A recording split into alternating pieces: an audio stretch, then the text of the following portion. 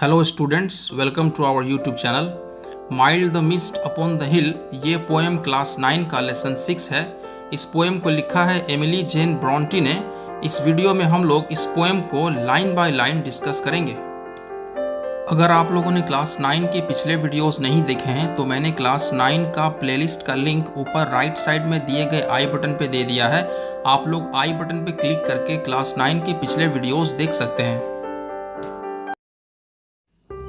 मैंने इस पोएम के इम्पॉर्टेंट वर्ड मीनिंग्स का चार्ट दे दिया है। सबसे पहले आप लोग वीडियो को पॉज करके वर्ड मीनिंग्स को नोट कर लीजिए, उसके बाद हम लोग पोएम को पढ़ेंगे। Mild the mist upon the hill, actually में ये होगा the mild mist upon the hill. Mist का मतलब होता है फॉग यानी कोहरा या कुहासा, और माइल्ड का मतलब होता है सॉफ्ट यानी नर्म मुलायम। तो इस पोएम का title mild the mist upon the हिल, इसका मतलब होगा पहाड़ी के ऊपर नर्म या मुलायम कोहरा या कुहासा। पोएम स्टार्ट करने से पहले हम लोग पोएट और पोएम का इंट्रोडक्शन पढ़ लेते हैं। Emily Jane Bronte 1818 to 1848 was an English poet and novelist, best remembered for her only novel Wuthering Heights, long considered a classic of English literature. Emily Jane Bronte की पैदाइश 1818 में और मौत 1848 में हुई थी। वो एक इंग्लिश पोएट थी, एक नॉवलिस्ट थी, जिनको उनकी इकलौती नॉवल वदरिंग हाइट्स के लिए याद किया जाता है। मतलब एमिली जेन ब्रॉन्टी अपनी इकलौती नॉवल वदरिंग हाइट्स के लिए मशहूर हैं, और उनकी जो इकलौती नॉवल है वदरिंग हाइट्स, उसको लंबे समय से इंग्लिश लिटरेचर यानी अंग्रेज़ी साहित्य, अंग्रेज़ी अदब का एक बेहतरीन नमूना समझा जाता है। In this poem, the blue mist that surrounds the distant mountains reminds the poet of the happy days of youth and childhood that she has left behind.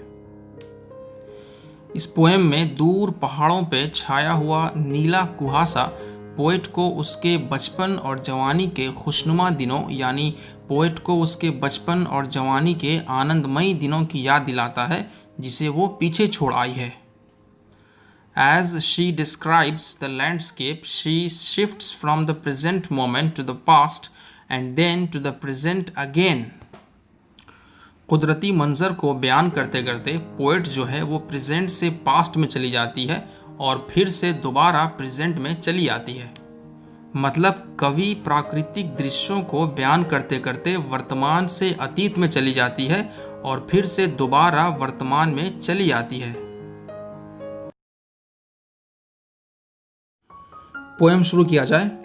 Mild the mist upon the hill, मतलब पहाड़ी के ऊपर का नर्म और मुलायम कुहासा, telling not of storms tomorrow, ये कह रहा है कि कल तूफान नहीं आएगा।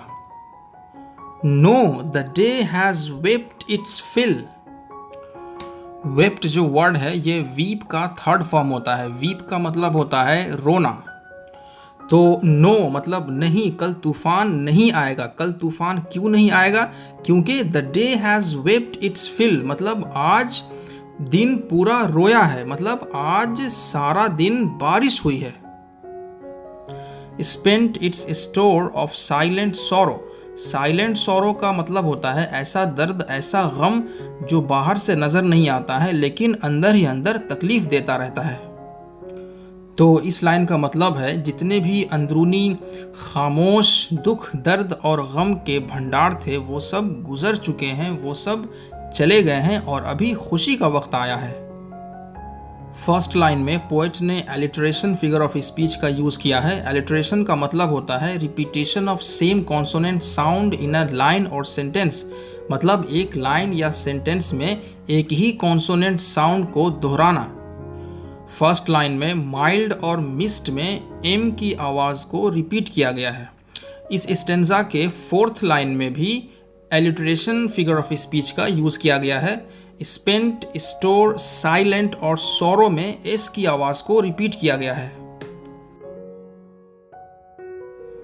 सेकेंड स्टेंजा पढ़ते हैं। Oh I am gone back to the days of youth. पहाड़ी के ऊपर का नर्म और मुलायम कुहासा पोएट को उसके बचपन की याद दिलाता है। पोएट कह रही है कि अरे, मुझे ऐसा लगता है जैसे मैं अपने बचपन के दिनों में वापस चली गई हूँ। I am a child once more, ऐसा लग रहा है जैसे मैं फिर से बच्ची बन गई हूँ। And neath my father's sheltering roof, neath का मतलब होगा beneath, and beneath my father's sheltering roof, poet अपने अतीत में चली गई है। उसको ऐसा लग रहा है जैसे वो अपने पिताजी के सुरक्षित छत के नीचे है। And near the old hall door, और पोएटिस को ऐसा महसूस हो रहा है जैसे वो पुराने हॉल के दरवाजे के पास खड़ी है। Okay, now let's read the third stanza of the poem. इस स्टेंजा को पोएट ने सेकंड स्टेंजा से कनेक्ट किया है। सेकंड स्टेंजा में बताई हुई बातों को इस स्टेंजा में कंटिन्यू किया गया है। सेकंड स्टेंजा में पोएट ने बताया है कि उसे ऐसा लग रहा है जैसे वो फिर से बच्ची बन गई है, फिर से वो अपने बचपन के दिनों में लौट गई है और वो अपने पिताजी के महफूज, अपने पिताजी के सुरक्षित छत के नीचे पुराने हॉल के दरवाजे के पास खड़ी है। उसके बाद पोएटिस कह रही है कि I watch this cloudy evening fall, मतलब पोएटिस को ऐसा लग रहा है जैसे वो फिर से अपने अतीत में चली गई है और अपने पिताजी के छत के नीचे पुराने हॉल के दरवाजे के पास खड़ी होकर के वो क्या देखती है, वो आज के जैसी ही बादलों वाली शाम देखती है। After a day of rain, मतलब दिन भर की बारिश के बाद पोएटिस जो है बादलों वाली शाम देखती है अपने बचपन के दिनों में, अपने पिताजी के घर में जब वो रहती थी। Blue mists sweet mists of summer Paul the Horizons mountain chain, यहाँ पॉल का मतलब होगा कवर या हाइड, मतलब छुपाना। इन दो लाइंस में कवि अपने बचपन के दिनों को याद करते हुए ये बता रही है कि गर्मी के मौसम का नर्म, मुलायम और नीला कुहासा पहाड़ों की श्रृंखला यानी पहाड़ों के सिलसिले को ढक देता है, पहाड़ों के सिलसिले को छुपा देता है। आज की शाम का खूबसूरत नज़ारा, पहाड़ों के ऊपर छाया हुआ नर्म और मुलायम कुहासा पोएटिस को उसके बचपन की याद दिलाता है, क्योंकि जब वो बच्ची थी, अपने पिताजी के घर में रहती थी, तो उस वक्त भी वो आज के जैसे ही खूबसूरत नज़ारों को देखती थी। सेकेंड और थर्ड स्टेंजा में कवि ने अपने बचपन के दिनों के बारे में बताया है। फोर्थ स्टेंजा पढ़ते हैं। ये इस पोएम का लास्ट स्टेंजा है। इस स्टेंजा में पोएटिस प्रेजेंट में वापस आ गई है और वो आज की शाम के दृश्यों को, वो आज की शाम के नज़ारों को बयान करते हुए कह रही है कि the damp stands in the long green grass. यहाँ डैम्प का मतलब होगा बारिश की बूंदें। तो पोएटिस कह रही है कि लंबे हरे घास के ऊपर बारिश की बूंदें हैं, as thick as morning's tears. Morning's tears का मतलब होगा ओस की बूंदें, शबनम की बूंदें। तो पोएटिस कह रही है कि लंबे हरे घास के ऊपर जो बारिश की बूंदें हैं वो ओस की बूंदों जैसे, वो शबनम की बूंदों जैसे मोटे हैं। कहने का मतलब है लंबे हरे घास के ऊपर जो बारिश की बूंदें गिरी हुई हैं वो शबनम की बूंदों जैसी, वो ओस के बूंदों जैसी दिख रही हैं।